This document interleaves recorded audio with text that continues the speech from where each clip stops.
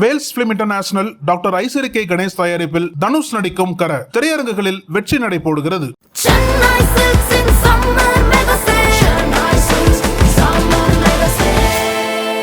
The Chennai Silks in Mega Summer Sale. Summer வந்தாச்சு.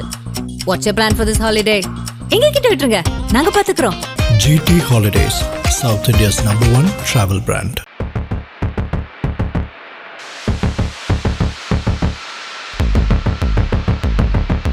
மத்திய பிரதேச மாநிலம் ஜபல்பூர் மாவட்டத்தில் உள்ள பார்கி அணை அருகே நர்மதா நதியில் ஏற்பட்ட படகு விபத்து நாடு முழுவதும் பெரும் அதிர்வலைகளை ஏற்படுத்தியுள்ளது.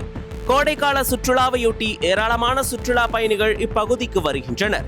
அங்கு சுற்றுலா பயணிகளுக்காக மத்திய பிரதேச சுற்றுலாத்துறை சார்பில் படகுகள் இயக்கப்பட்டு வருகின்றன. அந்த வகையில் கடந்த 30ஆம் தேதியன்று ஏராளமான சுற்றுலா பயணிகள் அங்கு கூடியிருந்தனர். அப்போது அங்கிருந்த சொகுசு படகில் 40 சுற்றுலா பயணிகள் சவாரி செய்தனர். அப்போது எதிர்பாராத விதமாக அப்பகுதியில் வானிலை மாறியது. இதனால் படகு சமநிலை இழந்து தண்ணீர் புகுந்து சிறிது நேரத்தில் கவிழ்ந்தது. சில நிமிடங்களில் அரங்கேறிய இந்த சம்பவத்தில் பயணிகள் அலறல் சத்தத்துடன் நீரில் மூழ்கினர். தகவல் அறிந்து வந்த மீட்பு படையினர் தீவிர மீட்பு பணியில் ஈடுபட்டனர். இதில் 28 பேர் உயிருடன் மீட்கப்பட்ட நிலையில் 9 பேர் சடலமாக மீட்கப்பட்டனர். மேலும் காணாமல் போனவர்களை தேடும் பணியும் தீவிரப்படுத்தப்பட்டுள்ளது. இந்த விபத்தில் தமிழகத்தை சேர்ந்த 5 பேர் உயிரிழந்துள்ளனர்.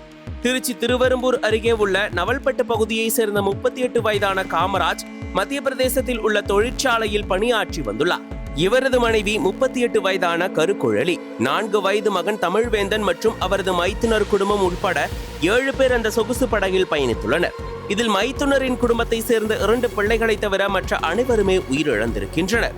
மேலும் மூழ்கிய படகிலிருந்து மீட்கப்பட்ட உடல்களில் ஒரு தாய் தனது 4 வயது மகனை இறுக அணைத்த நிலையில் இறந்திருக்கிறார். இந்த காட்சி மீட்பு படையினரையே கண்ணீர் வடிக்க வைத்தது.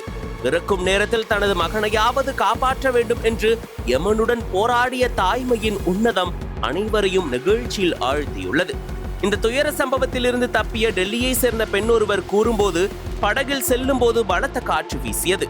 அப்போதுதான் லைஃப் ஜாக்கெட்டை தேடினோம். அதுவரை எங்களுக்கு பாதுகாப்பு உடை வழங்கப்படவில்லை. பணியாளர்கள் அதை மறைத்து வைத்திருந்தனர். படகோட்டியும் அனுபவம் இல்லாதவர் போல் செயல்பட்டார். இந்த அலட்சிய போக்கினால் தான் இந்த சம்பவம் நிகழ்ந்தது என்று அதிர்ச்சி தகவலை தெரிவித்தார். இந்த விபத்து தொடர்பாக மத்திய பிரதேச சுற்றுலாத்துறை விசாரணை உத்தரவிட்டுள்ளது.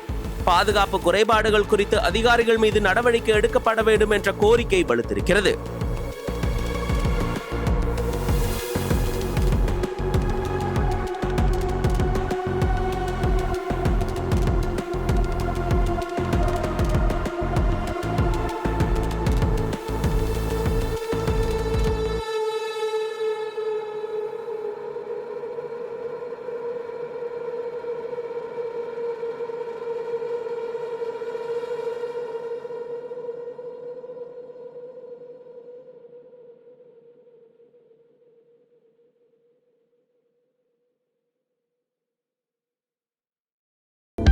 அனல் பறக்கும் செய்திகளை அப்டேட் செய்து கொள்ள நக்கீரன் களத்தை இப்பவே சப்ஸ்கிரைப் பண்ணுங்க.